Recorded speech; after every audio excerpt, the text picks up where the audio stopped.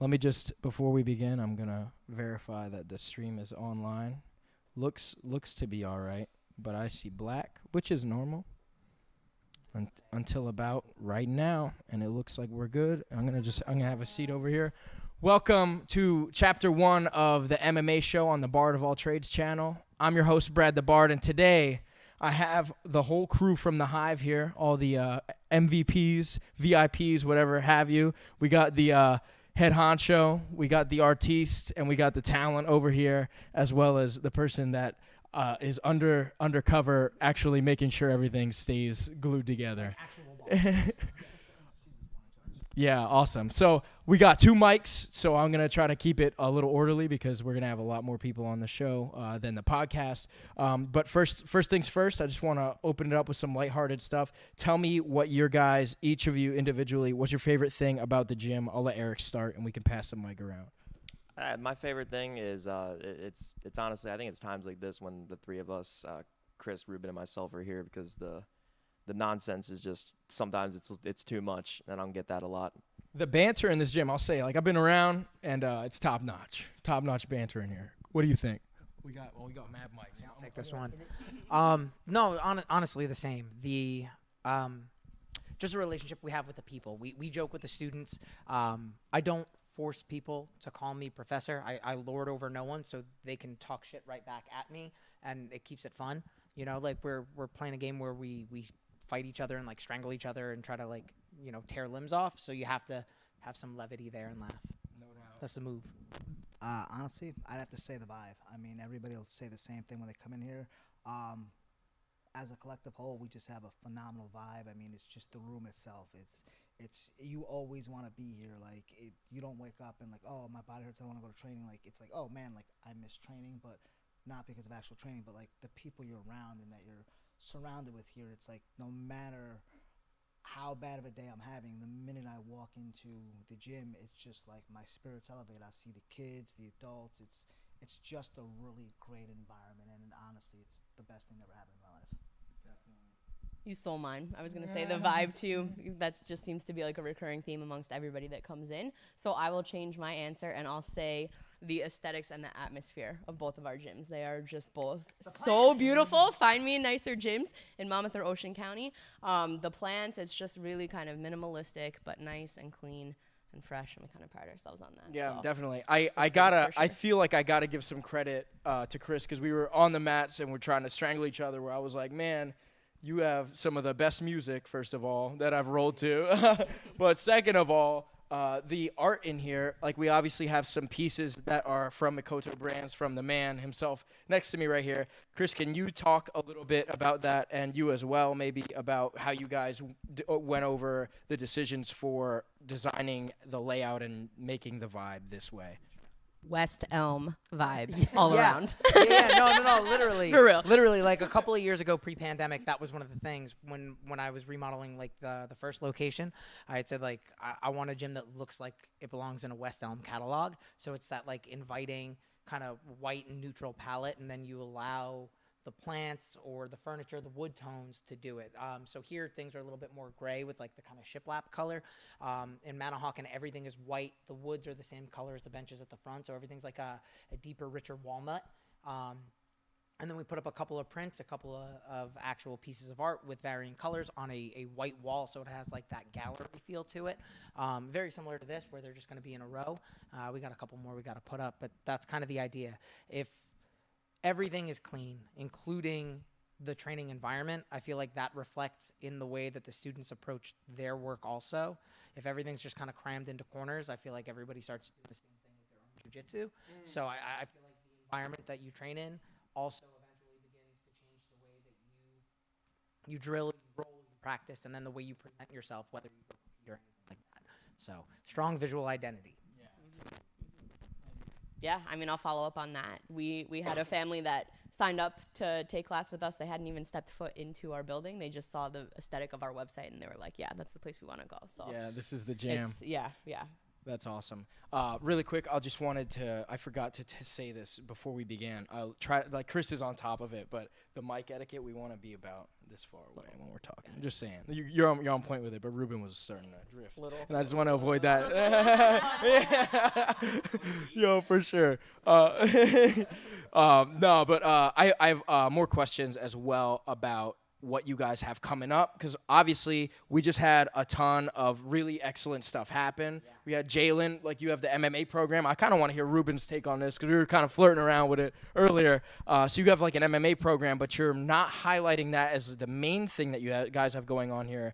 And you want to make sure that you're choosing the worthy student, like that's gonna, fit the title of, being a fighter out of the Hive. Tell me a little bit about that, Ruben. So without insulting anybody, let's be honest. The average person who walks into a gym, I want to be a fighter, is a douchebag who got beat up in high. I'll be honest with you. It's a douchebag, got beat up in high school, or just some dumb jock who doesn't have any skills in life. When I first, got together and we took over the gym, and Chris and I and Jen agreed, we don't want an MMA gym. We're not that place, because I don't want to be a gym where I've got 40 MMA fighters. I'm going to tell everybody, hey, you're the best in the world, and you suck. You're like 0-12. Like, I don't have the time for that headache. So we had one fighter, Jalen, who, got his first win. It was a third-round knockout in Dead Serious. When I first came in, the first person I saw in this gym was him. He was working here 2 hours beforehand, left and went back to work, came back, and told me he wanted to fight, and told me what happened with his previous fight. It was just a bad matchup and everything. And he said he needed to be a manager. I was like, all right, well, screw it, I'll do it because we're boys. I like you, and I have faith in you. And he's the hardest working guy in the gym. I mean, for an MMA fighter, very rarely find me, even in jiu-jitsu now, have people train in the gi. This guy, he still even trains in the gi every single day. He asks questions. He's in here before and after. And then, Eric decided he wanted to fight. We had an MMA debut lined up, but I guess the guy, Googled Eric's name, and so listen. I'm gonna say it. The guy Googled Eric's name, is like, oh, #1 jiu-jitsu brown belt, and let's be honest, he dropped the fight, after medical's cleared. I don't know, whatever. Maybe he fell off a bus or got hurt, whatever. Don't know, don't care. As far as fighters, I get emails, I get phone calls all the time, and I'll be honest, I'm not invested in the sport of MMA. I want as many fighters as I can count on one hand, and half the time I don't even know how many fingers that is, honestly, because I don't want to have where I forget your name, forget where you are. I only do it for the people that I feel I care about and are invested, because I'll be honest, I've had guys reach out to me, oh, I'm going to come down to train, I'll see you tomorrow. Oh, I was too busy getting a tattoo or playing Fortnite or whatever the hell these kids do. And honestly, listen, Chris has a saying that we all here live by. We match energy. If you put in the effort like Eric does or Jalen does, I'll put in it with you. Danny will put it in with you. Chris will put it in with you. Jen will put it in. Like, that's it. But, like, as far as we're not an MMA gym. I just have a very select group that I manage, pick the fights. Same thing with our super fights and stuff. That's kind of my role. Yeah. Like I said, I don't care too much. I don't want to have a big MMA gym. Like, it's just not us. We're a traditional jiu-jitsu school. It's going to stay that way. Yeah, I got a couple fighters, but the ones I got, like... And you guys have a striking program, right? Yeah, we have we have a phenomenal boxing coach, Danny Murray. Yep. Hats off to him. I mean, he's great with the kids, great with adults. Probably one of the smartest minds I have ever met in my life when it comes to that sport and boxing. I mean, even watching him when he coached Jalen and, like, when he told him in the cage, like, hey, man, like, his chin is low. If you hit him here, he'll drop. And then literally when he dropped him, like, he looked at me and goes, told you. I was like, all right, son, you did. And honestly, that's another thing. That's what I want. There's too many gyms in a 25-mile radius. Oh, you're the best. We got guys. We're the best. Like, you're not. You're really not. You're like 0-20, or you guys don't do shit, or you only handpick fighters who are like 0-2 for you guys to fight. If you're not testing yourself, you're not getting there. If Eric isn't fighting #1 guys, he won't stay #1 in the world, right? Like, if we're not out there, like, if you only go out and you do Nagas, you're not doing anything to better yourself in the sport. Now, if you're going out there and you're going to Worlds, to Pans, to finishers, TCI, then you're testing yourself and then you're putting it out there. But if you don't put it out there, then you're wasting your time and you're wasting my time. That's how we see it. We don't like to waste our time. We have very little of it to go around between, 2 gyms, managing fighters.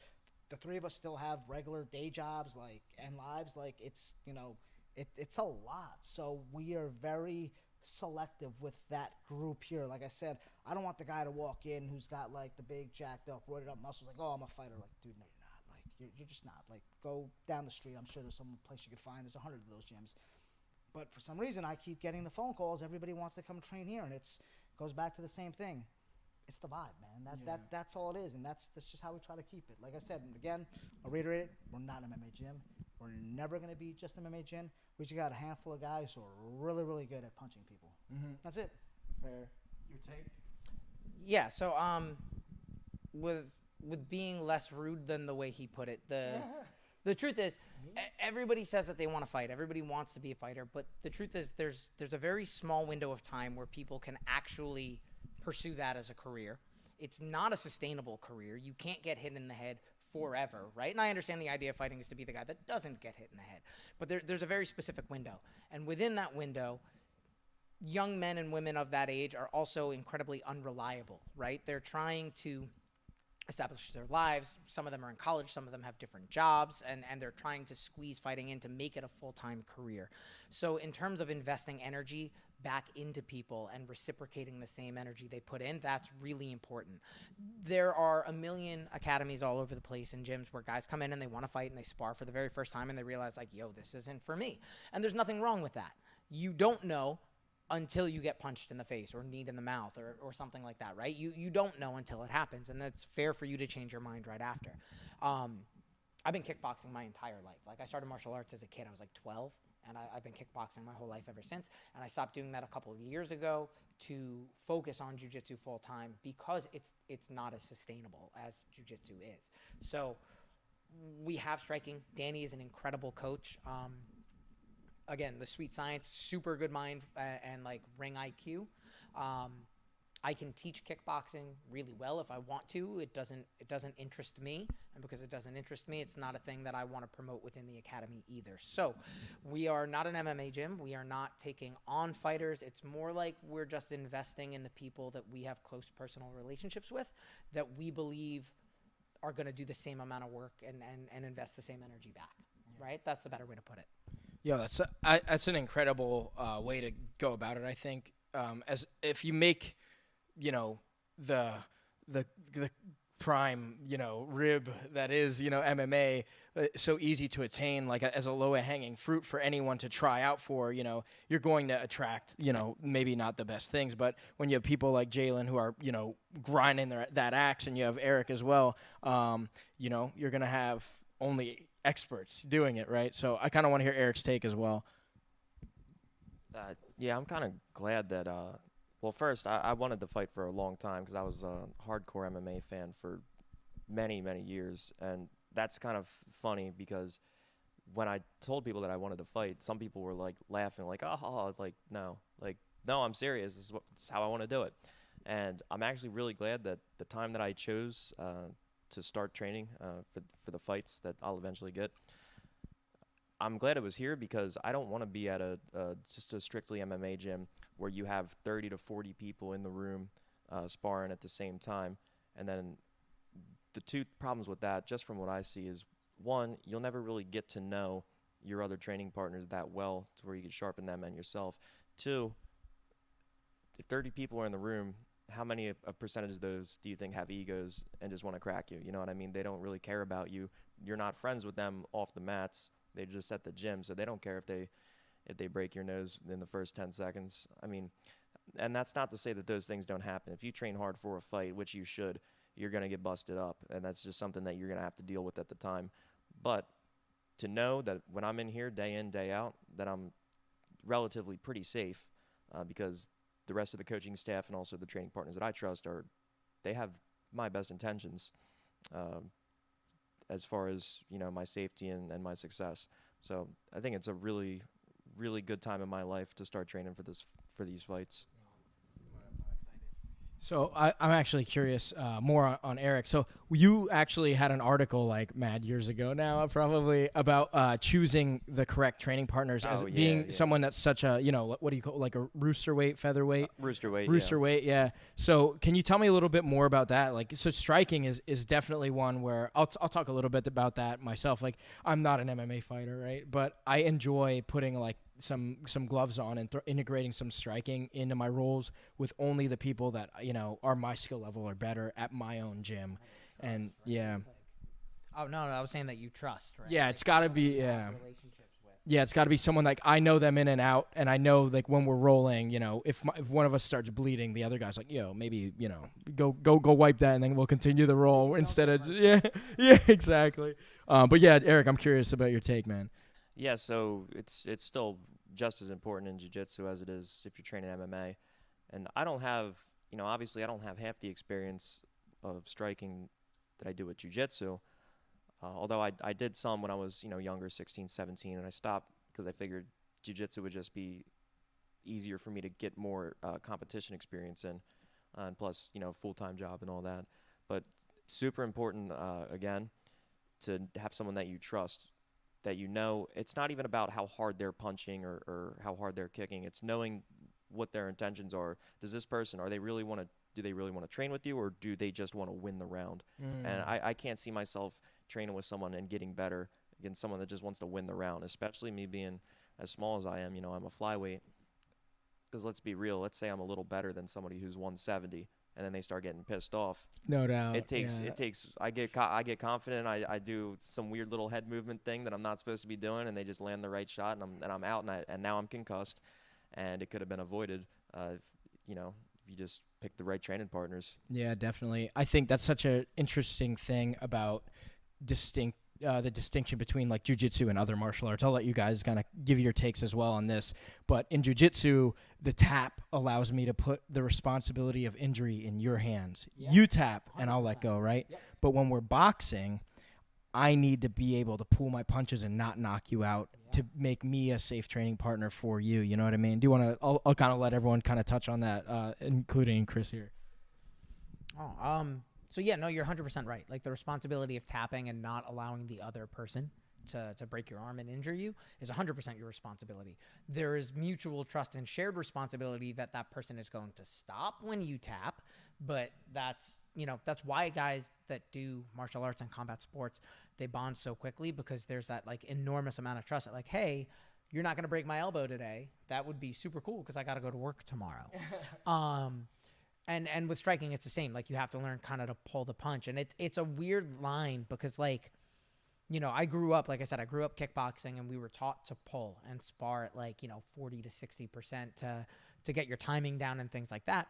And then I ended up teaching at a place where we had guys that were like on the path to Golden Gloves. And the phrase that you don't play boxing, the way they spar, they fight hard every time, because how you practice is how you'll do it.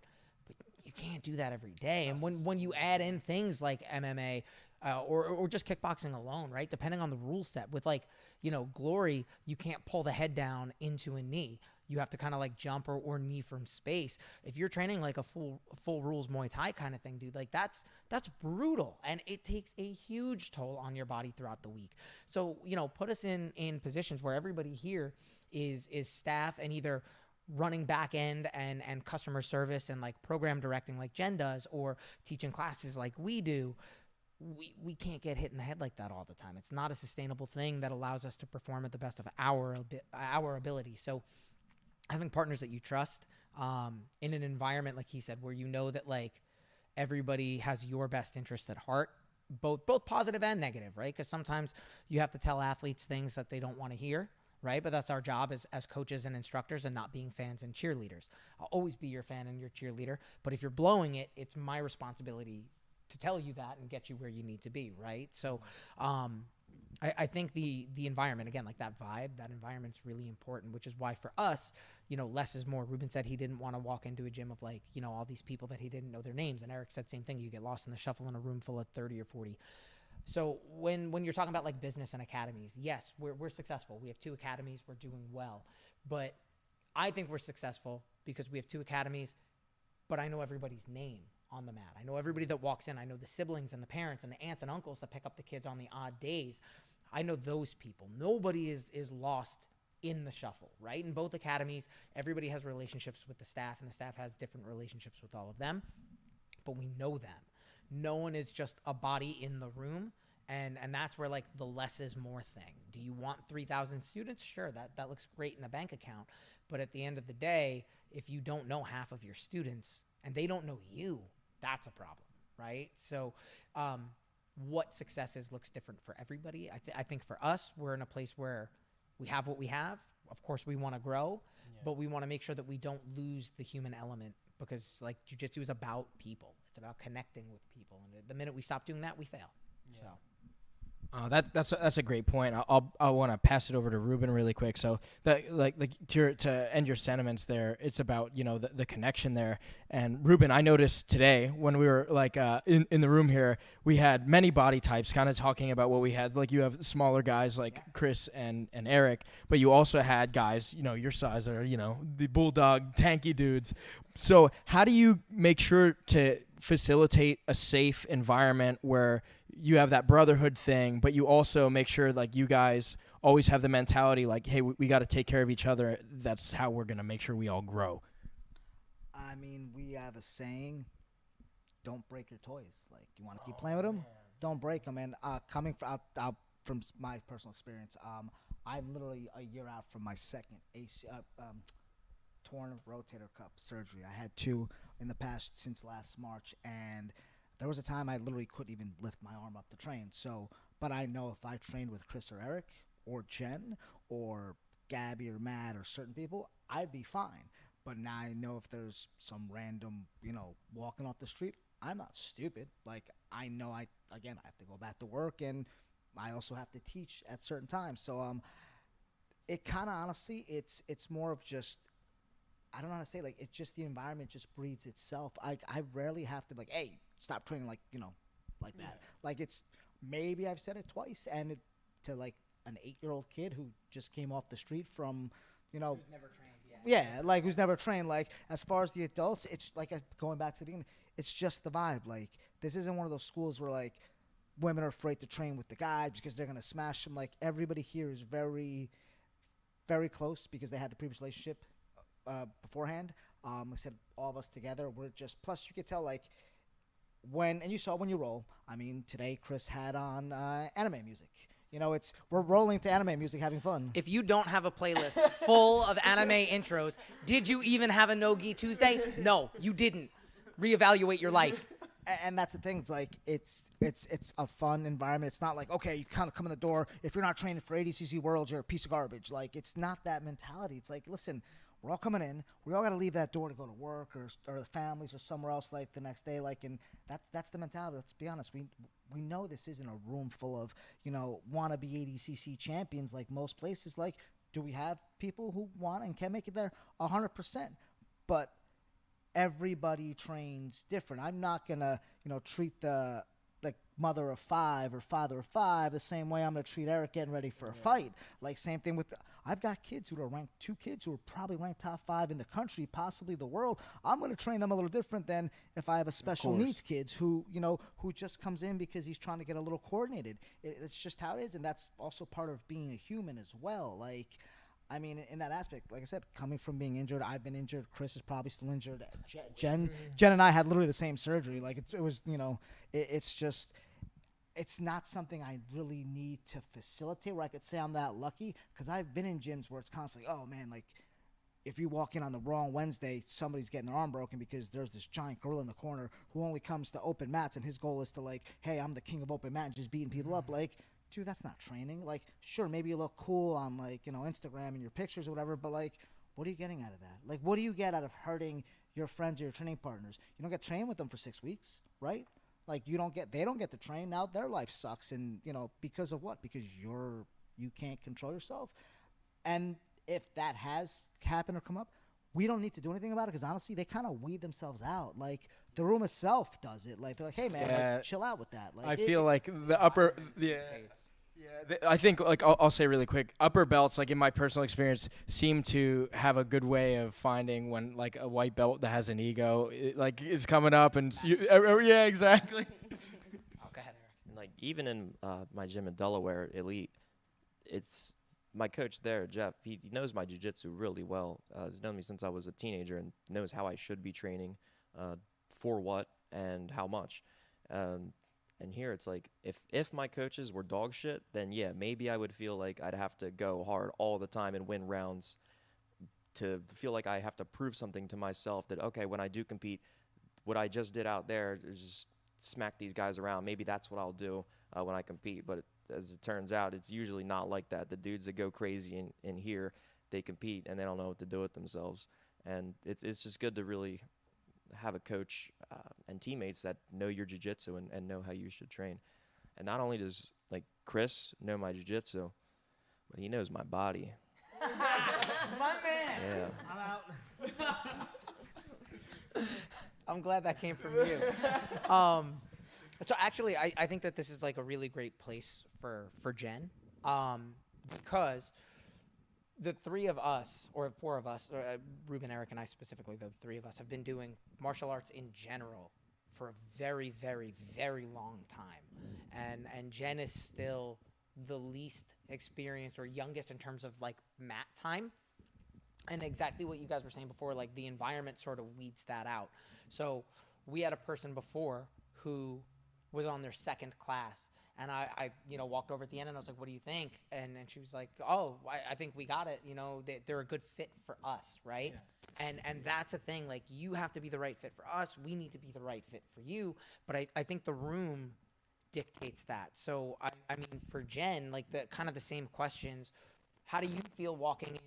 Because, you were training in Manahawkin with us this whole time. And then when we opened up here, you spend a lot of time on these mats now. How was that transition as someone who, like, I feel comfortable rolling with everybody. It doesn't matter how big or how small you are.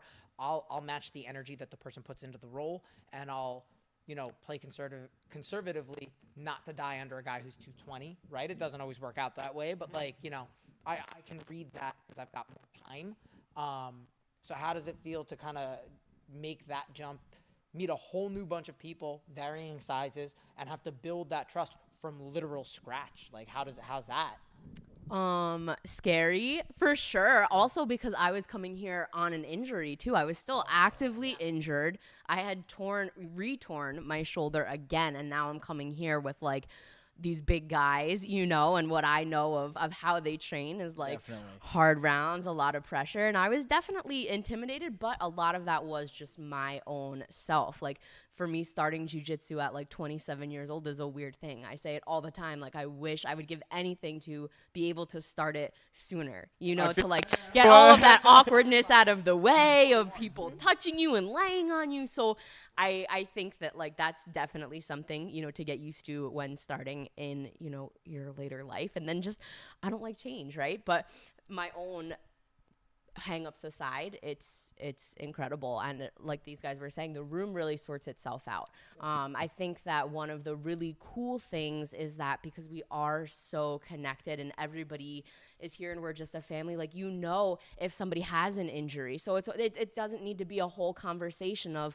hey, I need you to go at like maybe 50% when you roll with me because I have this going on. Everybody kind of knows, the way that we know of, people's family and what they have going on. They know your jiu-jitsu, and everybody really, whether it's intentional or not, just kind of takes the time to learn that. And it's just kind of an unspoken thing. That's great. Yeah. I have a question for you specifically, because it seems like we're skipping over you too much. No. So this one's kind of curtailed specifically for you. I heard this from someone very close to Eric and I, Jess.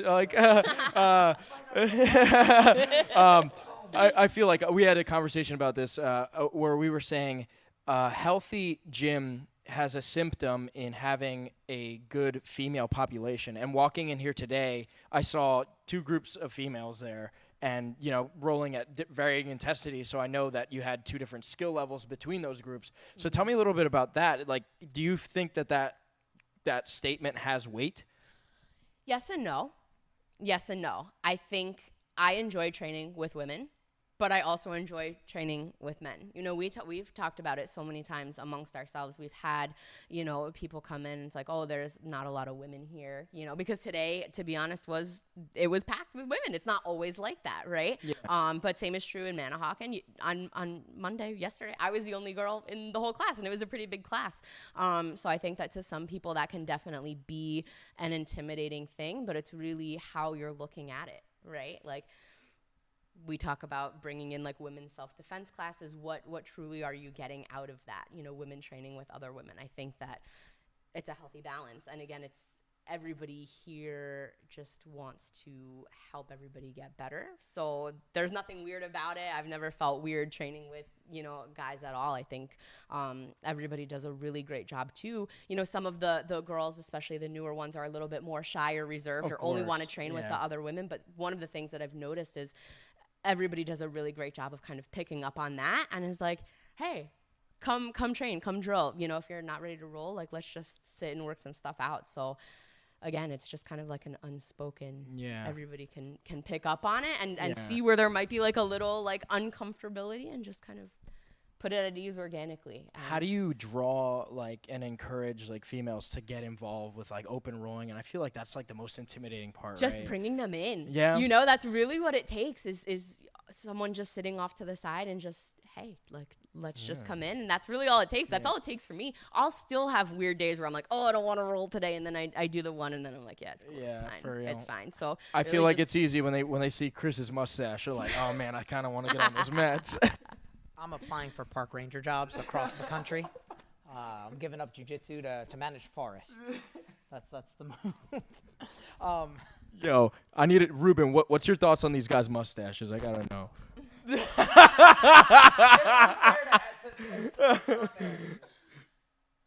the microphone. Let's hear it. Damn. Yeah, I grabbed the microphone and he didn't want to voice his opinion. But I was gonna ask, if Chris has a park ranger mustache, what does that make mine, Ruben? I mean, PG-13. PG-13. damn. I mean, you look like your house is on wheels somewhere and that you've married family member. I mean, that's what it says to me. You ask my opinion. That was PG-13.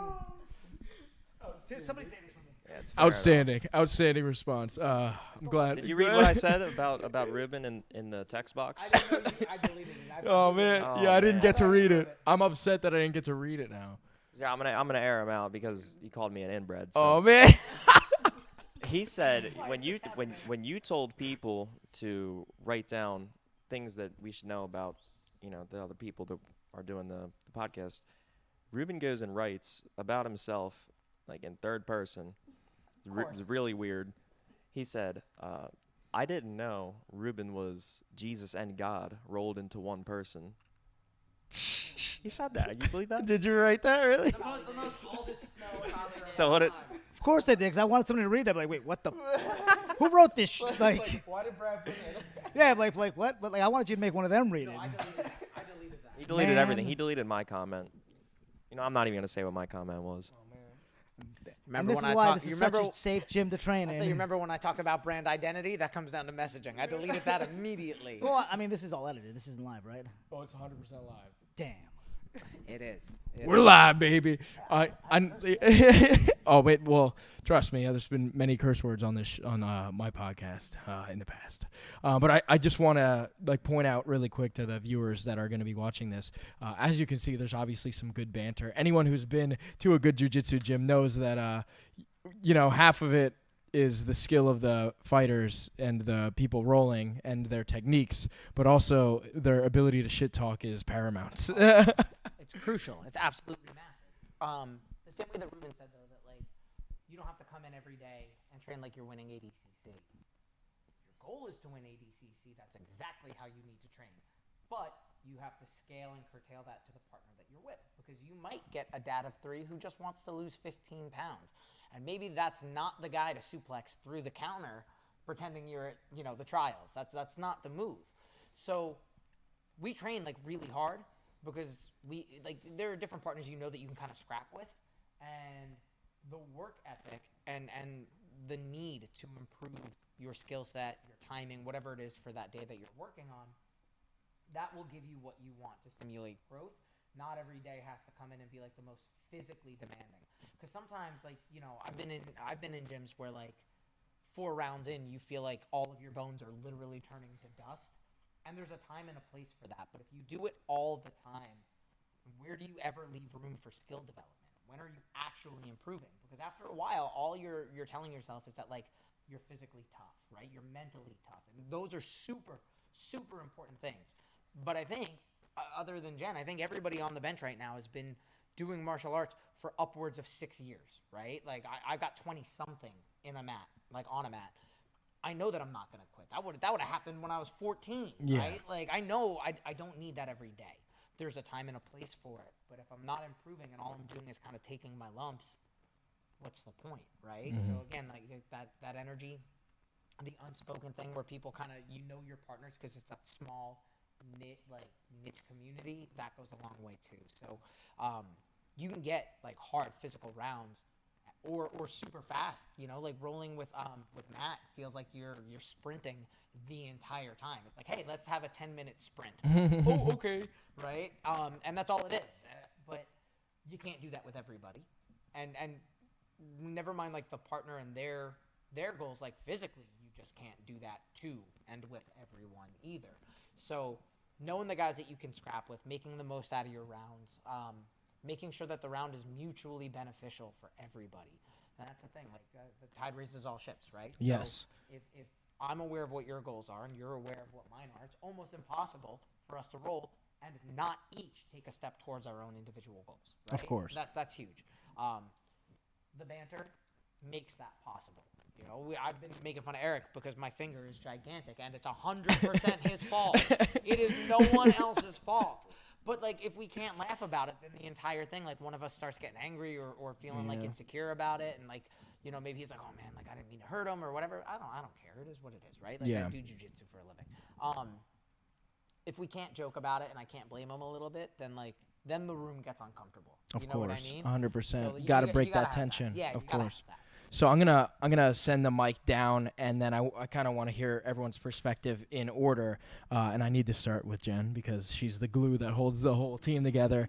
I want to hear a little bit about your thoughts on making sure that the team is copacetic and everything, because let's be honest, trying to build and maintain a team of fighters is probably one of the craziest groups of people you can try to deal with. So I kind of want to hear your thoughts. How do you build and maintain such an effective team?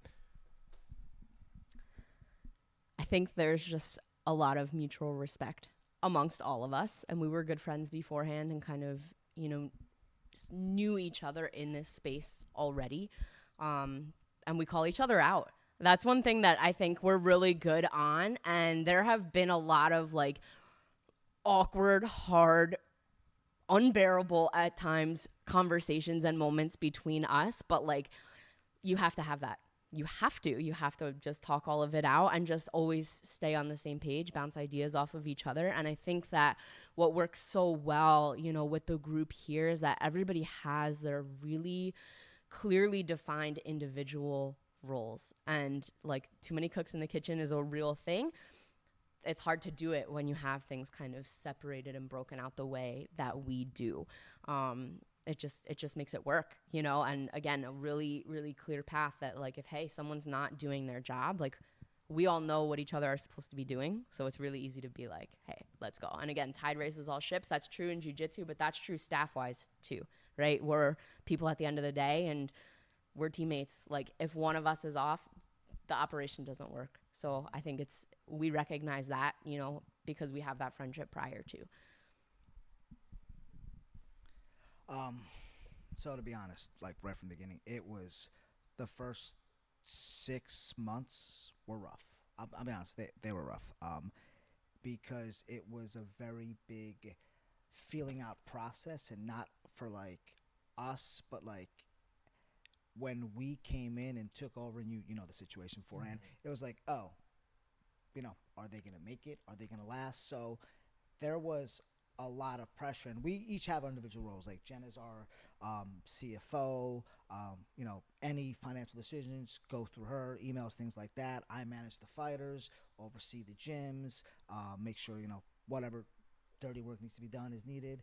Chris is the head instructor. Like anything curriculum, it goes through him, and that's it. There's no questions asked. Like Eric, the head instructor down here. So it's for one to get us all in the room at the same time, like this is very difficult. Like honestly, like this is like the second. This is I honestly, really appreciate all of your time. this by this the is way. honestly Don't be silly. the second time it's happening, and I'll be honest, I'll be the first person saying I am not the easiest human being to deal with.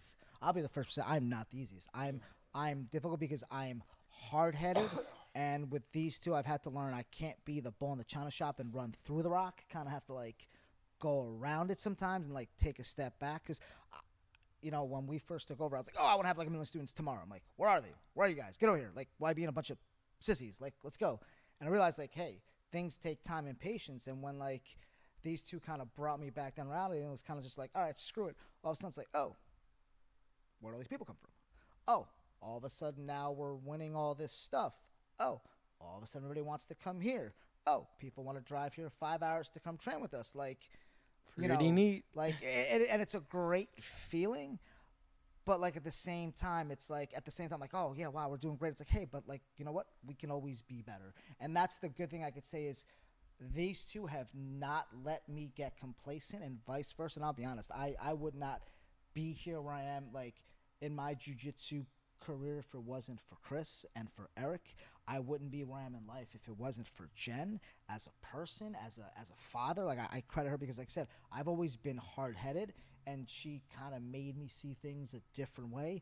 Even with the way, you know, I when I first started teaching, I realized like, hey man, like maybe this isn't for me. I'm more of the business management type. And Chris like, okay, cool, we'll just switch this, and then you know, brought Eric in, and things happened, and something came over me, and I was like, oh, I really like coaching and like doing this and that. It's like, okay, cool, like let's work on it. Anything I've wanted to do, it's same thing, you know, with Jen or Chris. We all have, as a group, we all have this together, but we all have our separate projects. Like Jen is a certified breathwork coach. She's a nutritionist. Chris has the Mikoto brand. Like, and I have. Like, I definitely want to dive into like the separate venture stuff. And We'll you know, get and into me that, yeah. managing the fighters, you know, and you know, our joke. We have a group chat. Our joke, you know, the name of our group chat is Prestige Worldwide. Yeah, yeah. Like, so like, you know, it's you know, joking, but like that's where we see ourselves. Like as individuals, we're pretty damn good at everything we do, but as a group, like, fuck, I'm gonna be honest, like, move because you're in our way. Like, I'm not gonna lie. Like, and I'm not trying to like, you know, be.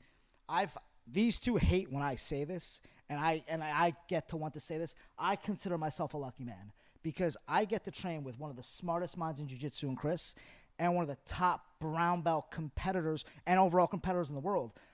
Not many people in a 50-mile radius can actually say that. And yeah, everybody's got good jiu-jitsu stuff like that, but like I consider myself, my own opinion, I consider myself and my students very lucky because you have literally a guy who's like, hey, I'm flying out to Vegas tomorrow to compete at this massive tournament. By the way, today I'm also teaching the Little Stingers class. Find me, honest to God, go out and find me other competitors or high-level guys who do that. They don't because they're too busy in the gym developing themselves and they don't care about anybody else.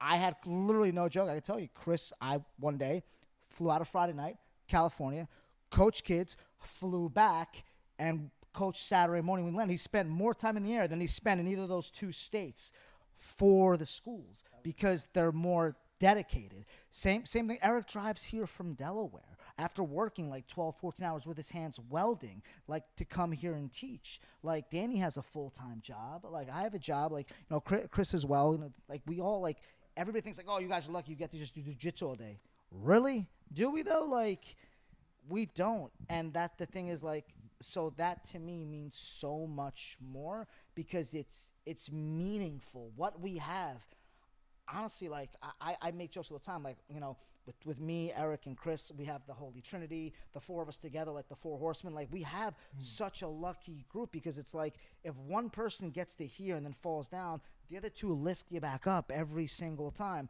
There's like, and I'll be the first to say it. I've effed up many times. Like, yo, what the, let's go get you. And I've done it to these two as well. And as to Eric and vice versa. Like and that's the thing is like, we're not afraid to have those awkward conversations when we have to, but we're also like not afraid to celebrate the small and the big victories. And we've had some pretty good ones lately. And that's honestly the things, just the way everything's played out. You know, so again, like I'll be the first person to say it.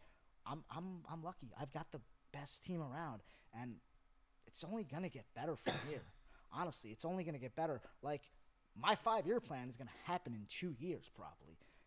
Like, how many people could say they get to do that? Like, how many people could say that they get to go, like, their job is what they love to do? Like, not many people. I get to do it every day with the woman I love, with, like, you know, two of my great friends. Like, I'm a lucky guy. I really am. I wouldn't trade this in for anything, honestly. Like, look around, look at our gym. Like, this is one of our gyms, one of our homes. Like, I'm a blessed guy. I'm a blessed person. I couldn't be happier for what I have, man. Like, I'm thankful. Like, there's no other way to describe it. Like, it's just a great feeling to enjoy being around these guys. Honestly, like, if I lost any of these three, like, in this group, I don't think it'd be the same, because, like, everybody does their own part to an extent. No one person is more important than the other, which is what's great about it. Like, as a group, it's perfect. But we also know, hey, we can still be better. And that's the great thing, is we're not content with being content. We always want more. We always want to be better for us, for our students. Cool, you won finishers. Nogi Pans is coming up. Cool, you won Nogi Pans. Hey, man, why isn't Eric on Who's Number One yet? Like, that's how it is. Like, it's not just about me and us here. Like, I want that guy right there, and I'll say it on live camera. He needs to be on Who's Number One. Like, let's get number one brown belt in the world. Why isn't he on Who's Number One? Like, let's be honest. He is the most exciting person to watch. If you don't believe me, him, Esteban Martinez, ECI, watch it. Tell me there's a more exciting person on the planet. Honestly, you won't find it. That's it. Like, and that's the thing, is, like, I could sit here and talk about me and how great I am, which I'm not. But, like, I've got that guy right there is what I get to have teach our students. Literally the number one brown belt on the planet. Can we give the man some love? Like, and that's the thing, is, like, we're all here to lift each other up. Eric, Chris, Jen. Like, Jen has, certified. She literally could change athletes' lives with the knowledge she has. Like, and now people are starting to see it. And, like, I want everybody to see, like, dude, like, look at these prints. Like, the shirt you're wearing. Like he did, yeah. Like, he designed that. Like, the stuff this guy has should be on racks in stores for hundreds of dollars. He'll tell you no, but, like, the guy makes music, like, has other projects that can't discuss. Like, I mean, shit. Like, we have a friggin' Yeti bottle with our logo on it. Like, we got some cool stuff here. Yeah, like, look at this thing. Yeah, look at this thing. Like, it's pretty sick. like, a Yeti bottle, and then the little guy in the back, like, Chris, he designed that. Like, we all have these cool projects. The only problem is it doesn't have a Bard of all trades sticker. Yes. Come up. It didn't match. I'm gonna. Damn. Oh, my man, I'm gonna hold you to that. I'm just gonna make you a sticker. Well, that's a tough act to follow, Ruben. Thank you for that extremely awesome response. I'm going to just reiterate the initial question just in case Chris forgot. I was going to – the question – yeah, no, dude, that was amazing. I got it. Yeah. I remember. You remember? Okay. Yeah. No, so honestly, I'll be brief, though. It's very, very much in tune with what Jen said.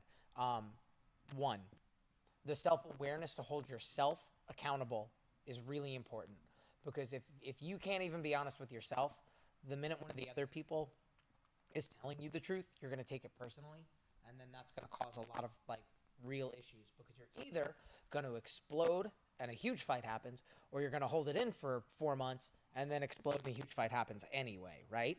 So if you can be honest with yourself and hold yourself accountable and be like, damn, I am slacking.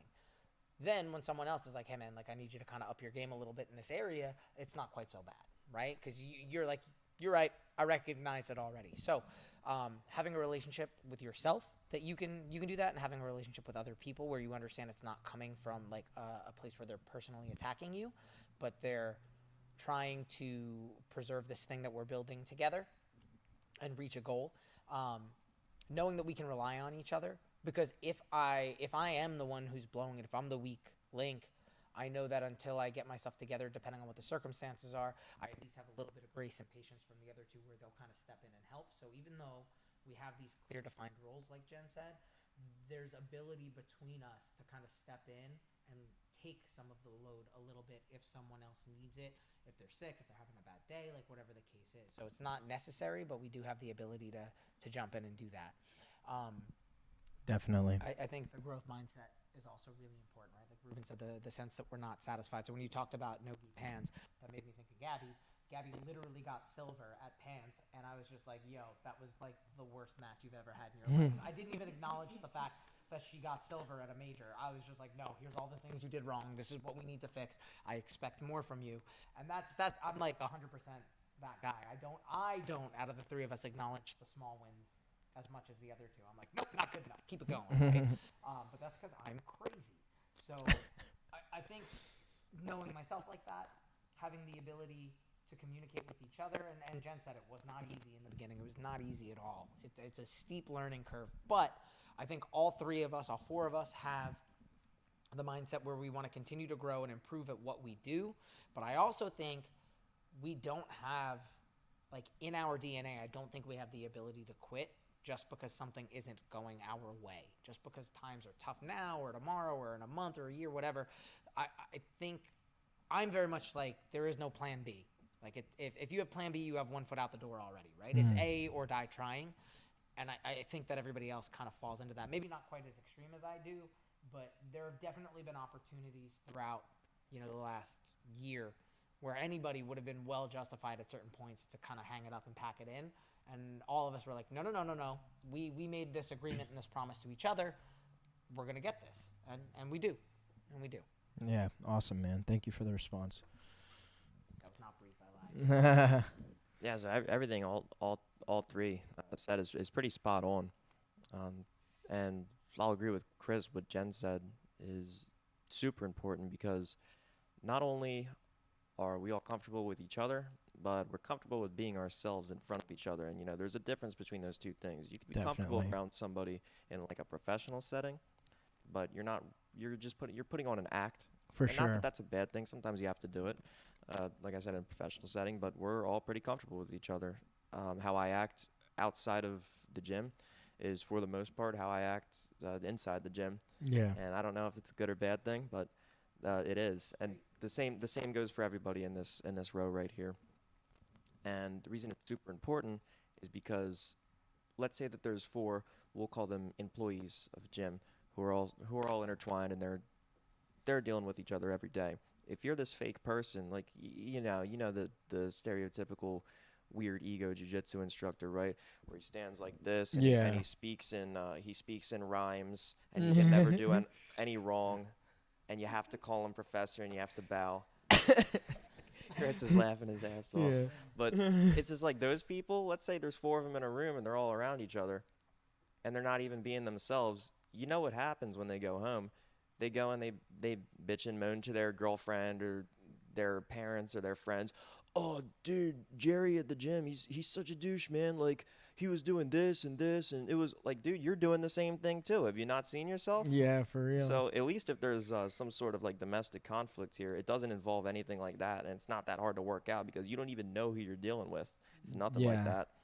And everybody here acknowledges that we're not all perfect. I'm definitely not. Everyone has their problems, and I for sure have my own, and everybody here knows my personal life. So when they, hold me accountable to certain things, and let's say I get a talking to about something that I messed up on, instead of being like, man, why'd I get reamed out? It's like, okay, well, I understand these people care about me, and they want what's for the best, not only for me but the gym. I don't care that I got talked to and they said something that I didn't want to hear, because I have to hear it, not only to better myself as a person, but I'm responsible for the success of this gym. It doesn't matter if I have any ownership in it on paper or not. I work here. I do my work here. These are your students, and right? They're my students, and also this is where I get to work on my own personal growth. Yeah, definitely. So that's awesome. I loved you guys' responses. Thank you so much. I want to kind of start again from this end, coming back. Similar kind of question about balancing the work-life balance with the gym. So I know, there's a lot of people that this is an interesting thing. I was talking to a really good friend of mine today about this, and we were saying how a lot of professional jiu-jitsu athletes don't do anything else outside of jiu-jitsu, and they have limited talents outside of jiu-jitsu, right? But you, Eric, you literally work a crazy full-time job where you're killing yourself welding, and then you come kill yourself by killing other people. Like, tell me how you balance your life in that capacity. There is none, dude. There is no balance. I can't. I'm constantly, every day, day in and day out, I'm constantly on go mode. If I'm not at work, whether I'm welding, doing maintenance, lifting heavy stuff all the time, I'm in the car on my way here. And when I'm here, I'm teaching. And then I'm in my car, and I go home, and I settle down. I see Jess. And I don't ever really have a break that's longer than one day. You know, I'll have a day off. And then even that day off, I'll just be training at my gym in Delaware. You know, so it's still kind of the same schedule every single day. So I guess you could say it's balanced in the sense that I have a schedule or a routine that I follow.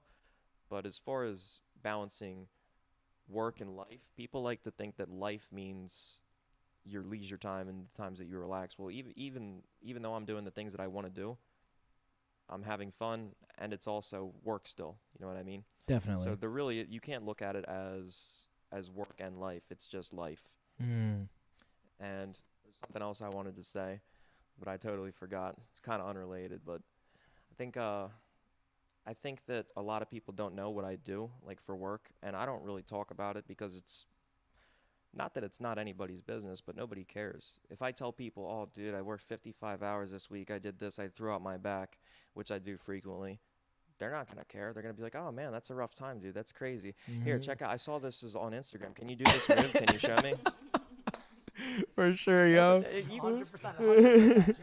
Like, you know, I tell people what my schedule is, but if you go and tell them your life story, and it's just a regular person, can't do anything for you, what's the point, you know? Yeah. I'm here, I'm doing what I do.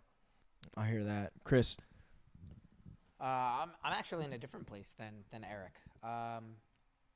Jiu-Jitsu has absolutely destroyed every meaningful, functioning relationship I've ever had in my entire life. Oh, no, that's serious.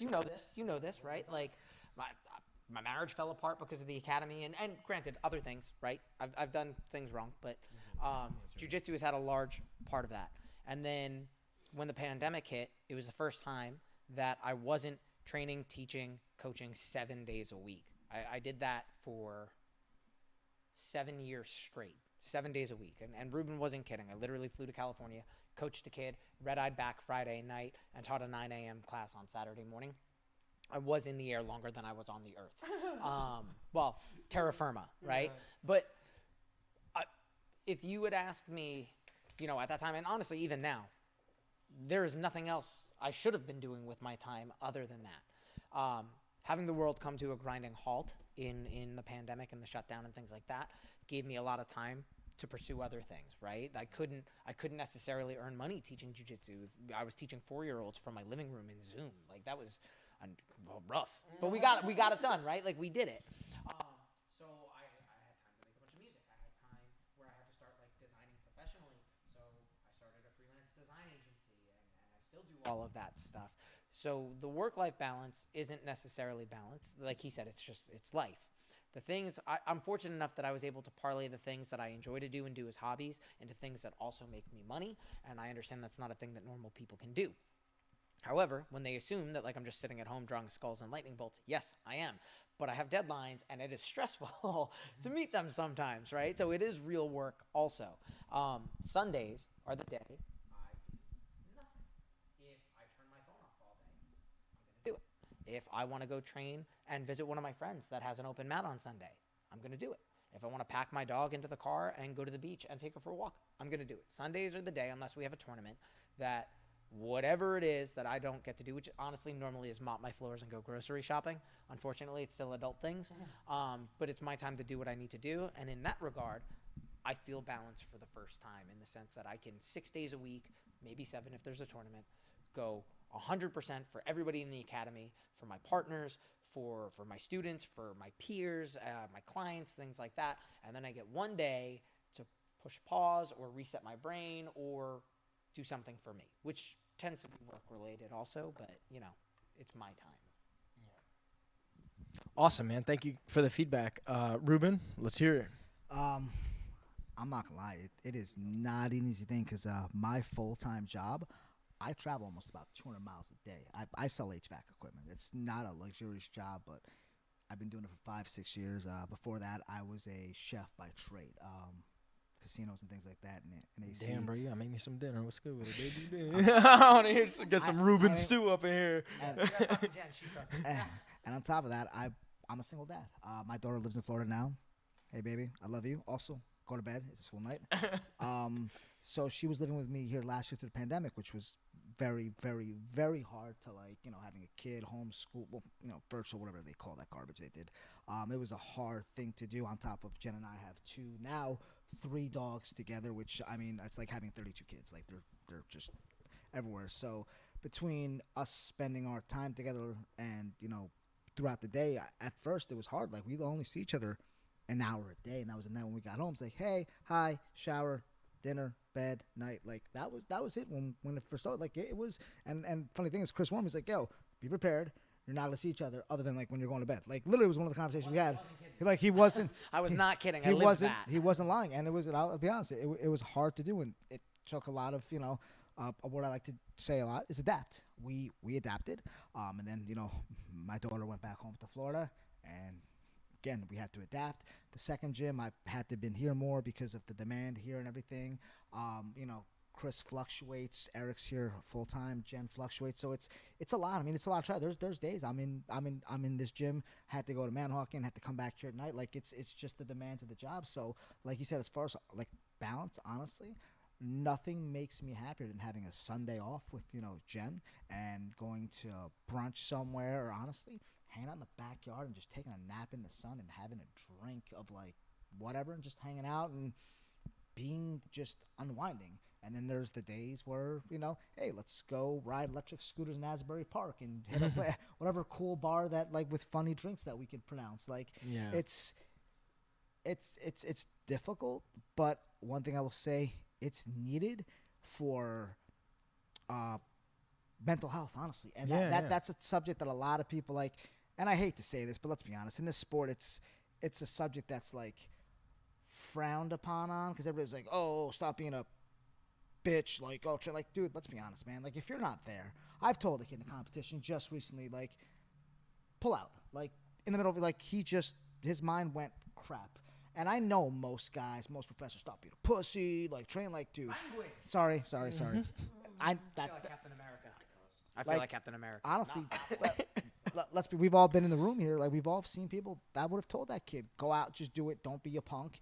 And he probably would have got hurt, and then that would have been on us. Like, and honestly, I have to say, like, people's mental health, especially in this sport, in this business, is something that is just, it's not really discussed. It should be. These competitive athletes go through a lot. These gym owners go through a lot. Everybody thinks, like, oh, like, you're living it up, and you're like, dude, this is a struggling man's game. Like, we all have real jobs on top of doing jiu-jitsu. Like, you know, Eric drives like 2+ hours to be here. You know, Chris is literally working. It's not about Eric. You know, it's not about Eric. Like me, I literally, like, I come in dressed in my work clothes, change after driving, like, you know, 2.5 hours from, like, Cape May. The finding the balance is hard. And then once you do, oh, let me just throw your curveball and change, because now we have, you know, one weekend, Chris and I literally spent 24 hours coaching this weekend. Saturday and Sunday, 14 hours like one day, 10 another. 68 matches, I think? Yeah, no, 85 matches. Okay, all right. We coached 85 matches. Like, literally, I literally woke up like, dude, no joke. I woke up Monday morning. I was like, I'm at breakfast, like, past the leg over. I'm like, oh shit, I'm talking to the bacon. What am I doing here? Like, what's going on now? Like, calm down. Like, but it's honestly, like, it's the balance is needed. It's tough, and I'll be honest with you. If it wasn't for her, I wouldn't have a balance, because she's, you know, the center that brings me back down to earth. I mean, if not, Chris will tell you, he knew me before her. I was a nutcase. Like, I was off the wall. Fair. It's different now. See, but yeah. Other than that, man, like, it's needed. And honestly, I'll come out and say, like, guys, if you ever honestly, like, are just that messed up in the head, talk to somebody. Like, I tell my students, anything happens, anything's bothering you, I don't care what it is, pull one of us to talk to us. We're not the judgmental kind. Like, we get it, because we've all been through this shit. Mm-hmm. Like, what we go through right now is not an easy job. Like, it's not. We literally have to manage. My job is managing egos. Literally, that's what my position is. I manage egos. And find me another sport that has bigger egos than jiu-jitsu/MMA. You're not going to. It is just a place full of egos. And when your job is to manage other people's egos, it's not an easy thing. Like, the balance is very, very well deserved. It's needed, but it comes and goes in waves, man. Like that's all I could say. It's just about the pivot. Honestly, it's so much pivoting. You think you're going in one direction, and like he was saying, adapt. I think you said. Yeah. It's really just pivoting because we're still, kind of going along this path here, but it's hard, right? Especially for us, like our life together is here, and then outside, it's a unique thing. But really, just you have to make the time. You have to shutting off your phone, taking a moment. It's so important. Literally just disconnecting. But for me too, it's kind of unique in the sense that I don't instruct. No one should ever learn jiu-jitsu from me. So it's cool. In time, Padawan. Exactly My work can be done behind the scenes, but like one of the things that has helped me to find balance is like, you're not going to work. Like, who gets to go to these gyms for free and like just be a part of all of this education and learning, like just looking at it in a different way, like they say, like I visit all the gyms and learn. What is it? Like, it's not work. I try to encompass privileged. that for myself, but like, who can get all this training and access to this great jiu-jitsu? So that's how I keep it balanced. Awesome. That's amazing. So we just breached the 1 hour mark. I was trying to keep this show kind of short, so I have 2 more questions that I'm gonna kind of have you guys answer for me. We can start at Jen for this round, and then make our way back. So I want to know, because this is a uniquely talented group of individuals, and I want everyone here to share something that they have that's like a hidden talent that they might have. I heard specifically from Ruben earlier that you are a breathwork practitioner. Yes. I don't know if you've ever heard of Natalie Boss. She's a jiu-jitsu. Yeah. I had her on the podcast and we did some breath work. Oh, that is and cool. I'm a huge fan of Wim Hof myself. Yeah. So I love the Wim breathwork Hof stuff. is actually like what got me interested in breath work. But then, through my studies, I learned that one of like I won't say problem, I'll say challenges with Wim Hof method of breathing is it teaches you how to manipulate your breath, but it doesn't teach you proper breathing mechanics. So essentially you could be manipulating an improper breath. That's only going to get you so far. So kind of what I've studied is like the actual physiological components and breathing mechanics, which, everybody breathes. Everybody breathes really poorly, as it turns out. And like that's breath is often overlooked because everybody's like, okay, in order to be alive, I have to be breathing. So my breathing must be fine. And most often than not, that's not the case at all, especially in a sport, all sports, but like jiu-jitsu. We were watching stuff on TV this past weekend, and I'm like, do you see how these people are breathing? Like, it's crazy if you just watch, TV, hardcore. No, ADCCs. well, it's interesting because everybody's like, oh, I need to improve my cardio. And while that may be true, it's often a really big misconception. What you it's want a to improve. symptom of that. Your cardio is your cardiovascular system, your blood vessels, your heart. So like true, that all needs to be strong, but when you're breathing, it's not your cardio that comes into play, it's your respiratory system, and that's a completely different thing. And a lot of times people will be like, okay, I need to run harder, I need to do harder rounds, I need to get my breathing, going more, and that's what's going to do it. No, because again, it's just like the Wim Hof method.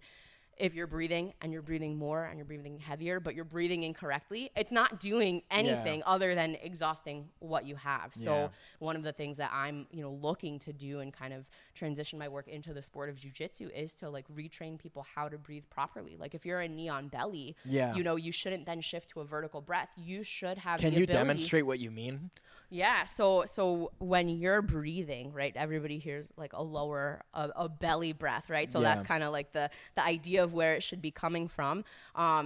And that's great, but a belly breath is really just kind of helping you to, mentally connect where the breath should come. But it's really something that should be all around. So the amount that your, front abdomen moves out, your sides and your back should also be expanding too. So you should have ultimate control over your breath. So if someone were to put you in knee on belly, people feel like they can't breathe. You just have to have enough control and awareness to now shift where that breath is going to so that the breath can stay efficient. and not transition to something like vertical that's, so where you're just kind of like shallow breaths. Shallow and breath, stuff. yeah. So a lot of people will just kind of transition to this vertical breathing where their shoulders are doing all of this work. And that's fine. You're still breathing, but you're only utilizing like this really small top portion of your lungs. So you want to train your body to be able to draw the air all the way down into the biggest, most oxygen-rich portion of your lungs. So 6 vertical breaths equates to 1 horizontal breath. So that's like a big difference there, right? So there's a lot of training that has to go on, and like the work to do it is actual like breathing mechanic workouts. It's not just breathing harder doing your stuff. So stuff that I want to start working, some in-house stuff with the guys, specifically like the people that Ruben's, fighting and managing, kind of like the more elite athletes, if you will. It's just really interesting that you can have, the cardiovascular system of an elite athlete and the respiratory system of a couch potato. So we're just trying to better some people and, give them an advantage. Definitely. Everybody wants to like, oh, I'm going to drink green juices and do all these things. The goal of all of that is to better oxygenate the blood. Oxygen's free. You could just breathe better. You don't have to like waste your money on all of these other things. So, that's awesome. Yeah, that's pretty cool. Yeah, thank you very much for sharing. You. Ruben, let's hear it, man. What's your hidden talent? Well, one thing I also do want to give Jen credit for on top of that, she's also a phenomenal nutritionist. Ooh, that's awesome. So Man, you guys got like a pretty nice like. Perhaps bards of all trades. And listen, I'll be the first prime example. Christmas Day, and I could blame it on my surgery, me being a lazy piece of garbage, whatever. I woke up Christmas Day and I was 210 pounds. Literally 210, and I hated my life for it. Thick boy nation. I literally put on an A2 gi. I was like, yo, I might have to go up to A3. I might kill myself. Like, literally, I remember, like, dude, wearing the shirt you were wearing, I was like, yo, do I have to go to XXL? Like, it's a nice shirt, man. Thanks, man. It's a pretty nice shirt. I know the guy made it. Soft. So I like it a lot, yeah. she and I had a conversation, and she's like, well, it's not a diet thing. Diets don't work. They fail. It's a lifestyle. I no, like it's true. that. It's true. It's a she said it. lifestyle. It's She's the way like, you live. let's change your lifestyle. And I'm thinking to myself, like, old school, and I'm cutting for competitions. Oh, I'm gonna eat bland chicken and bull like crap like that, right? Dude, when I tell you, I've eaten burgers. I've occasionally drank when I wanted to. I've eaten certain types of pizza, things like that. I woke up this morning and I was 172 pounds. No way. No joke, dude. I was literally I went from 210. I was gonna to say, bro. 172. I'm like, I must be way taller than you. That's the only way, because So I'm honest to like God, heavier than that. I have a gi title match at Man of War at That's amazing. 170 in June. I'm literally like, I could take a crap now and make weight. Right, yeah. When I'll tell you, when I did No Gi Worlds to make 175, me and this kid Bobby Andrews, I spent 4 hours in the sauna at Life Fitness, and they had to drag me in the car and like put me on the scale to just make weight. Then I like had to go, like I drank so much water, I had to go to the bathroom so bad. I don't know if you know the IBJF. You can't leave the arena. Well, let's just say me, a bleacher, and a bottle had a very intimate conversation, so I wouldn't get DQ'd. Like, and Andre Galval walks by me, just looked at me like with the head shake, like I'm sorry, sir. Like I disappointed like one of the goats, like. Yeah, for but real. like to now to the point, it's like I'm gonna be 41 in like a couple weeks. Like I can't knock these kids. I can't like, oh, I'm just going to cut like 35 pounds for a fight. And like, my body won't handle that anymore. I can't do it. But yeah, it shouldn't do that either. They But should not do that either. so honestly, without even doing anything crazy it's just a natural, progressive order. She changed and she did it with me, which made it a lot easier. Cause honestly, like, people need a partner to go to the gym or to diet or whatever. But like what she did for me, like, and honestly, said, I still eat burgers. I still eat things I want. Different moderations, different types, like, things like that. And I give her all the credit. So like I said, like, again, our gym is very lucky. We have a nutritionist, a breath work. I got guys who kind of know, how to choke people with their own clothes. Like, it's a pretty cool thing.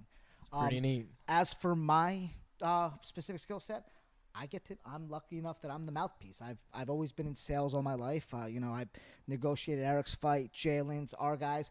I'm the negotiator. My thing is, though, and Chris will tell you, he calls me rude. I'm just upfront, and I don't really feel like I need to hide something. And when I'm fighting for something I care about, like something, to get Eric a match or whatever, like, I don't care what I have to do with, not outcrossing, like, obviously certain, legality lines. I'm going to fight for my people. But I'm just very good at, like I said, I'm in sales. I'm very, very good at my job. I get to luckily to show that, that here. And I also have the privilege that this is mine as well, so I care more. It's not like, oh, I punch out at 5, who cares? Jen will tell you, it's been 11, 12 o'clock at night, I'm getting promoters hitting me up. I'm like, Jesus Christ, like, but I'm like, hey, listen, I'm not putting my guy in your show unless you give me a title. Oh, well, listen, I don't care then. Don't text me. Go find another scrub. That's it. I should ask Eric to tell you some of the responses I've showed him that he's like, damn, you really said that? I don't. But you know what? We're just waiting for somebody to accept on a title fight for him. Like, it's just like, I feel that, I have a saying that I, may have covered with somebody, and I say it jokingly, but I kind of, the way I portray myself, I act like, I look at it like, hey, we're better than you, and you know it. And that's how, when I negotiate, do my job, that's how I feel like, hey, this is what I want. We're better than you. You're going to give it to us because we deserve it. Yeah. I'm not going to say, oh, okay, no, we can't. No, screw you. I'll give Eric who's number one. I'm not stopping until I can get him on who's number one this year. I don't care who I have to call or harass or Flo, send mail. Get on it. Come on, man. But that's my job, and that's my lucky skill. I also have been blessed now as well. Like, I get to help develop, majority of the kids program in Cream Ridge is mine. So I'm getting to develop that. The majority of the adults program belongs to these two. So anything that has happened here is 100%, I will say on them. Same thing with Manahawkin. So I just get to use what God gave me, and that's my big ass mouth, and I get to run it where it benefits us. Yeah, I'll take that, and I'll hand this microphone to Chris. And then I just want you to demonstrate some of your skills. Like, sell me this microphone right now. Take the microphone or I'll kill you. Fair enough. All right, what's up, Chris? I'm horrified right now. I'm just gonna turn. Literally the polar opposite. I am a generally average human being. I have no skills other than I can eat ice cream by the gallon. Shut up. And still train. Yo, before he even talks, all of these pieces up here are Chris's, They're not. with the exception of the middle one. Yeah, and yeah, seriously, we're all rocking his masterpieces. I'm just gonna fast forward right now, Chris. I challenge you right now. No, don't do you gotta make a beat on this MIDI controller on the fly right now. Let's go. We on drums? Yo, I got you here. Give Eric this microphone. I'm gonna have it. I gotta find. Yo, take your time. Take your time. Where's the snare? There it is. All right. Snare. It's different than it was before. The kick drum was on this side and the snare was over here.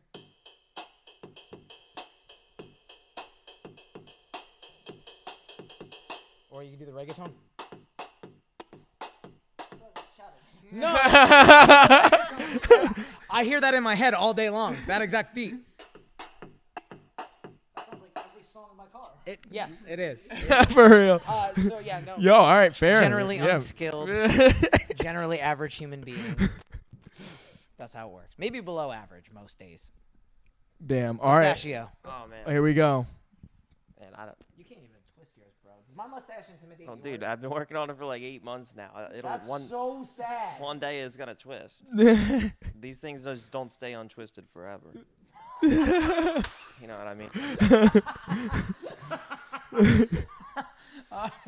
he liked that one. Can we put that on a shirt? Yeah. No, but I will write it on a lot of things. The Makoto mustache shirt. All right, Eric, what's your hidden skill, my G?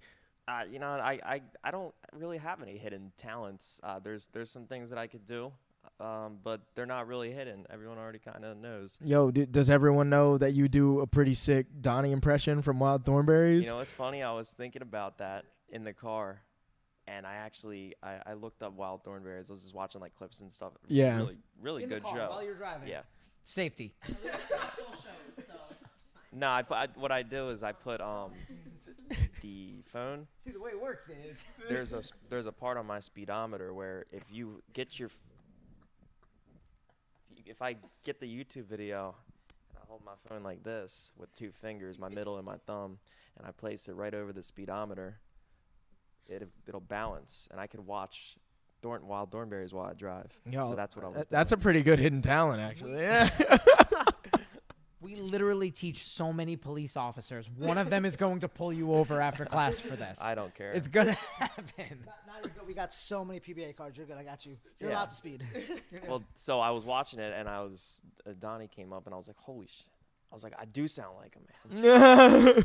I was like, dude, that's the noise that I did that one time and that one time ever. So perfect. Yo, hit it. How many times? I want to hear your Donnie impression. How many times did I do it for you, in the Bro, past? probably like I can count on one hand. But And I that was like- ask you every time And I that was see like you. 3 years ago. And I haven't done it since. So we're gonna keep the tradition alive. Dang. All right, I'll take it. All right, so last round of questions here. This will be the last question. I just want to know from each of your perspectives, tell me what's coming up for the Hive here at Cream Ridge in New Jersey. Make sure you guys come check them out. Eric Naples, let's hear it. What's coming up for the Hive? Yeah. Or the gym? Or For the you, people? like for you, relevant to the location and the gym, you know? Well, we got some. You got another tournaments MMA fight, we're right? hitting at the end of the year, but yeah. So, like we were talking about earlier, my opponent for the fight ended up dropping out, and I was kind of torn on, how soon do I actually want to fight? I got a minute to step back after all the training and stuff, but I can only wait so long before Ruben's like, bro, fight this guy, fight him, knock him out. That could just happen in line at Wawa. That could just And I be was a like, thing. I mean, That's happening in line at Wawa. so we got an opponent, and what am I gonna say? No, I don't want to fight this guy. I was just ready to fight a couple weeks ago. What does that mean if I say no? So, I guess I got that Fair. coming up. So we're waiting on a response, and it's looking like May 21st. Yeah, May 21st. I might be stepping in the cage for the first time. So that's gonna be pretty hype. And no, I'm gonna definitely keep the mustache for it. Please don't. And hopefully get one, possibly two more by the end of the year, depending on how they go. Yeah, that's awesome, man. I'm really excited. I hope you can let me know the dates, and I would love to be there to watch you fuck somebody up. For sure. Also, just in case this is the last time I'm on the mic, you gave Jess a holographic BOAT sticker. I didn't even know they existed. There's a very exclusive cut of those that exist, So I should've even only said that you were one. for guests on the show. Oh. and maybe other specific things. Okay. So which Eric's been. So, Yeah. but Come on. it's retroactive. So I'll make sure you get one. I might have a couple with me today actually. So I'll make sure you. Disappointed. Fair. Definitely gonna give whatever I have. I'm gonna leave them here. All right, let's hear it, Mr. Noonan. No, what's next for the academy is more of the same stuff. Trying to improve the lives of the people that come in the academy, trying to help everybody become the best versions of themselves, where, like Eric said, staying authentic to who we all are as individuals, and whatever the schedule calls for. If he's got a fight, I'm in the corner. If a tournament pops up next week or an opportunity for a super fight pops up for someone on like 2 days notice, I'm on a plane. Like that's the way it is. So as long as my dog is taken care of, I'm where I need to be. Someone we have not spoken about today, though, that I do want to make sure it gets like a lot of love. We're in Cream Ridge. The other academy is in Manahawkin. Obviously, we're all here, so who's there, right? We didn't like shut down classes to be here tonight. So Christian Albino is purple belt. He's my first purple belt. He has been with me That's awesome. literally since he was a child. Like I said, I started like with karate and kickboxing and stuff like that. So I started teaching at 18. I've been teaching Christian since he was a literal child. I think we're coming up on like 2 decades that I've known him. He holds down the fort to the point that like if I decided randomly this week I'm going to go to Madagascar for a month, I would feel really good about that irresponsible decision, knowing that the academy would run exactly as it's supposed to. Classes would be taught, things would be taken care of behind the scenes, and there would not be a single doubt in my mind that like, oh, are all of our bases covered? Like, are we good? Christian is the man. We could not do any of the things that we do without him. And that's why, like we laughed before, that it's hard for us all to be in the same place, because like we can't be. Yeah. Someone always has to kind of be left Cover a out base, to yeah. be in the other place, right? Like I drive back and forth between the two, like Jen does. Ruben does sometimes. Eric is anchored here, and we're very fortunate for that because we at least have someone who's super high level, someone who's very articulate and teaches good jiu-jitsu for the days that like we're all running all over the place. And Christian is the same. Christian is the anchor down in Manahawkin, and it wouldn't be possible without him. So Christian, Albino, Nikos, I appreciate you, man. Thank you very much for everything. The future of the academy is with you. So thank you. That's awesome. And Ruben, let's hear it. What's coming up for the future of the Hive? Geez, I mean, this weekend alone, I know we're filming a series with Eric, with Kevin Bradley on a Nice. I think it's a Big pilot fan of that series. guy. And I brought up to him about having Eric on it, 'cause I mean, let's be honest, that's a guy that everybody should be seeing on TV. We got a bunch of tournaments coming up that we're already prepping for now. We got finishers coming up. I've got 2 young teenage studs who you're going to hear about very, very soon in the near future. One you already know, Morgan. I love Morgan. This other kid, JoJo. I mean, I tell you, I've got two talented, hardworking teenagers, and I know people say all the time, like, oh, everybody works hard. These kids work hard. Yeah. And particularly like some of them have health issues. Like, I'm not going to talk about their business like that, but like these guys work hard. And literally, when I tell, like, for instance, JoJo, he went out and he beat 4 divisions at Grappling Industries, had like almost 20 some matches, quadruple gold. That's 14-year-old crazy. kid, beat adults. Everybody but 2 people. Yeah. Submitted everybody except for 2, so like 98% submission rate. Like, kid was on fire. Yeah. So we got him That's in awesome. finishers. Morgan did the same thing. He actually won a lot of matches in the gi for all you haters. Because he can and you can't. So deal with that. Spicy. Um, I'm actually happy he said that. We've got Definitely. a bunch of tournaments coming up. We're planning a big thing with the kids' pans. Taking a big team down. We've got a lot of really good, solid gray, white, and black belts that are, going to finally hit that podium that they haven't before. As far as the gym, fight for Eric. I have a match on Man of War coming up, as well as some of the other guys. George, as well as a title fight. I'm working on some of the other guys' fight confirmations. Goal-wise, won everything this year, honestly. I don't want to say win everything, because me saying win everything isn't enough. According to Chris, we have to win everything, not get our guard pass, not give up like points, submissions, like 98. Listen, I need 90% submission rates from everybody or better, or we lost that day. He's not joking. That's all it is. That's all it is. I'm an overachiever, and we're gonna get there. 90% or better. Otherwise, you lost. Don't talk to me. Damn. Jen is working on a seminar as well here for us, doing a breathwork seminar. That's awesome. Partner with. Yeah.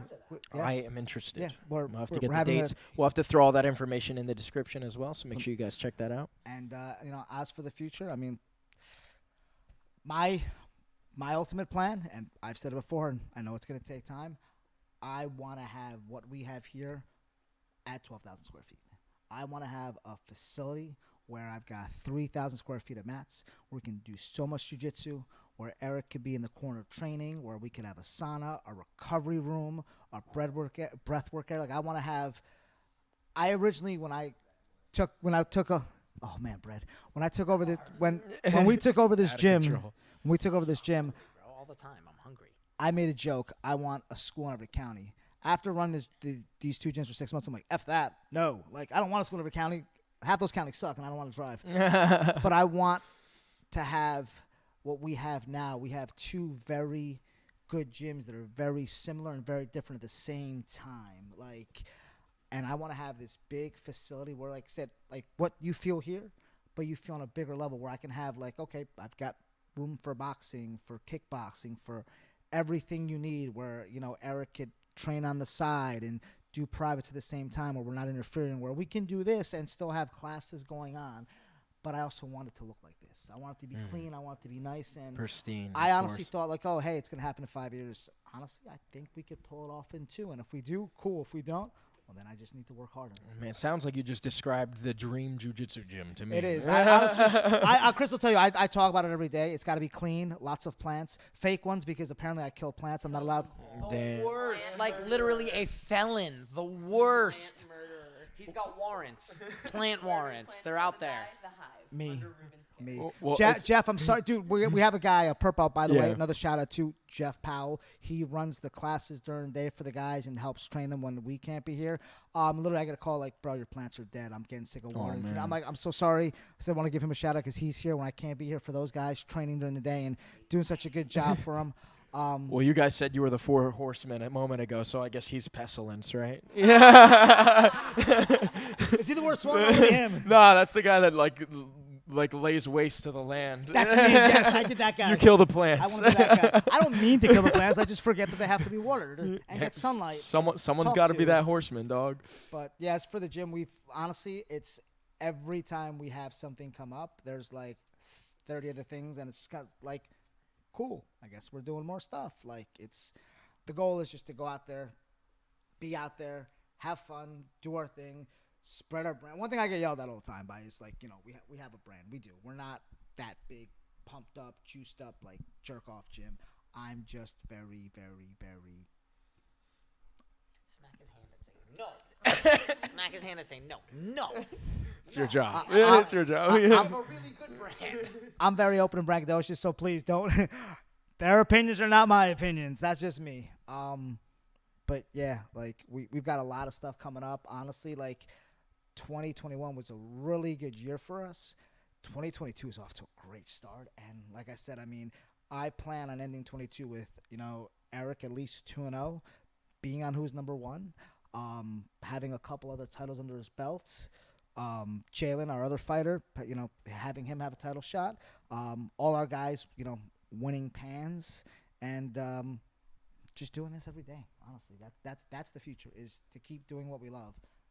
Every day. That's it. Honestly, that's what our future is. Because honestly, like I said, I get to wake up, and Chris will probably tell you the amount of like phone calls we have days. Like, bro, I don't talk to anybody on the phone like I talk to you. I'm like, yeah, but you have to talk to me. He's Bro, like, I talk to him more than I talk to my mom. I talk to him more than my mom. I'm sorry, Mom. It's his fault. I'm sorry. Yeah. he's a liar. It's not my fault. She raised me. She knows I'm not. Fair. She Damn knows it. who I am. All right, I'm out. But yeah, we've all got future plans together, and our own, endeavors. Did I say that right? Endeavors separate. But like I said, we all push each other in a good way. So that's it, man. That's all I got for you. That's awesome. And Jen, saving the best for last here. Just keep it short. I think that the goal will just be the, kind of jiu-jitsu hub of New Jersey. We're pretty centrally located here. We already have a lot of people, traveling from near and far to get here. And that's my goal. Just a centralized place. Like, we have really good jiu-jitsu. We have really great spaces, and people are going to know. Yeah, I couldn't agree more. Well, to end the show, I just want to challenge anyone who's willing to 1 minute EBIOT round, and we got to do a rock paper scissors to see who's attacking and defending. Eric. Oh man, damn, bro. Man, all I hear is excuses, bro. All I hear is excuses, bro. I got more excuses. I woke up at 4:30 this morning, and I haven't. The sun was in my eyes. I didn't even stop home today, dude. Oh but man, let's do it. Ruben wants it. You want the smoke? Oh, what are we doing? We wiping it in. Nah, Jen, I guess it's got to be you then. Oh man, come on, man. I'm like let's, the lowest belt here. Nobody wants the smoke. Let's get this money, dude. All right, let's go. Jen, you got to beatbox there. And you guys can do commentary. Commentary? All right. So, Eric Naples is the worst jiu-jitsu practitioner this side of the Mississippi. Oh, the clock. Sorry. He holds the record for most stalls of all time. Jeans, the new spats. Yo, I would rather see guys in dad caps, sweatshirts, and jeans than go full spats. I would rather. Yeah, use them all. That's a good idea. It's amateur hour. Yo, you got a minute on there? All right, let's go. Are we ESPN? Outside population. You want the arm or you want the back? I'll go defense first on the back. Oh, it's just all right. We can do both. All right, let's go. Let's do it. It's on you. All right, Ready? Say when. Go. Should be quick. Well, honestly, Eric is a terrible friend. And I just really hope that Brad squeezes all the air out of his body and sends him home weeping the whole drive back. Eric is clear. I think they I went to the wrong side too, dude. Oh, this is. How long was that? Less than 30 seconds. I don't know. I'm embarrassed that I saw it. Alright, so Eric is Are we resetting the clock? I don't do time. Time is a construct, Brad.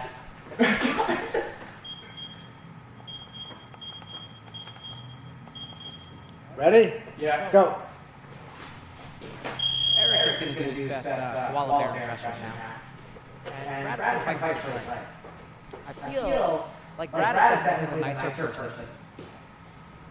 Eric just lets me down every turn. Eric does have It's mint, and when he sent me a picture of the box, I legitimately thought it was toothpaste. And I was like, why are you showing me pictures of your toothpaste? In all fairness, the kids told me to do it. I mean, I give it up to them. And then he's like, no, it's hair dye. I said, oh, that's cool. I used to have hair, and I miss that. You should do it. But now I vicariously through Eric's mustache.